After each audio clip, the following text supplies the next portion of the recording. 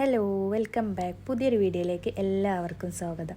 ഞാൻ ഇന്ന് വന്നിട്ടുള്ളത് നല്ലൊരു അടിപൊളി കപ്സിൻ്റെ റെസിപ്പി ആയിട്ടാണ്. ഒരു സ്പെഷ്യൽ കപ്സാണ് കേട്ടോ. ഇത് ഞാൻ ഒരു വെറൈറ്റി ആയിട്ടാണ് ഉണ്ടാക്കുന്നത്. അപ്പോൾ എല്ലാവരും ഒന്ന് കണ്ടു നോക്കണം. പിന്നെ നമ്മൾ വീഡിയോ ആരെങ്കിലും സബ്സ്ക്രൈബ് ചെയ്യാതെ കാണുന്നുണ്ടെങ്കിൽ ഒന്ന് സബ്സ്ക്രൈബും കൂടി ചെയ്യണം കേട്ടോ.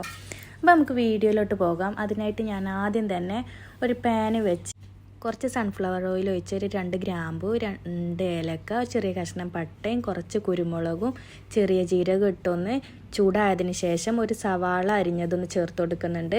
അതൊന്ന് വഴണ്ടി വരുമ്പോൾ ഒരു 2 തക്കാളി അരിഞ്ഞതും കൂടി ചേർത്ത് കൊടുക്കുന്നുണ്ട്. തക്കാളി ഒന്ന് നല്ല പോലെ വഴണ്ടി കിട്ടാൻ വേണ്ടിയിട്ട് ഞാനൊന്ന് അടച്ച് വെച്ച് വേവിക്കുന്നുണ്ട് കേട്ടോ.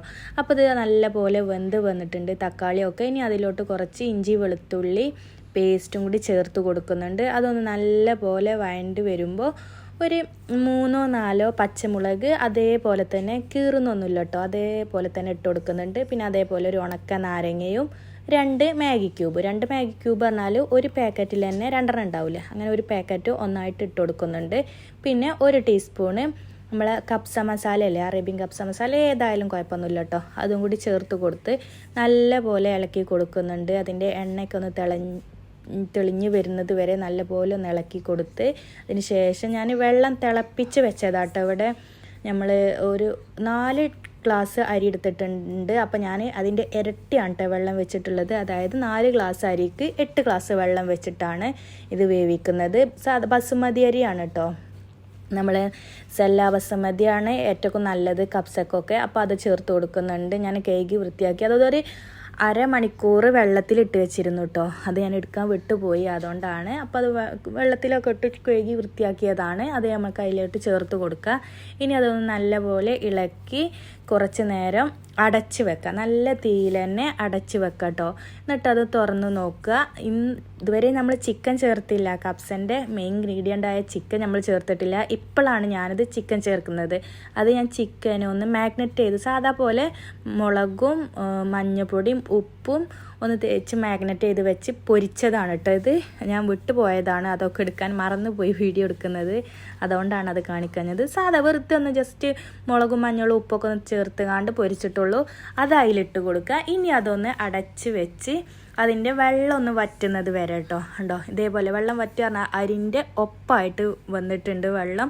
അപ്പോൾ അതൊന്ന് ഇളക്കിയിട്ട് നമുക്ക് തീ കുറച്ച് കൊടുക്കുക. ഇനി തീ സിമ്മിലാക്കി കൊടുക്കുക.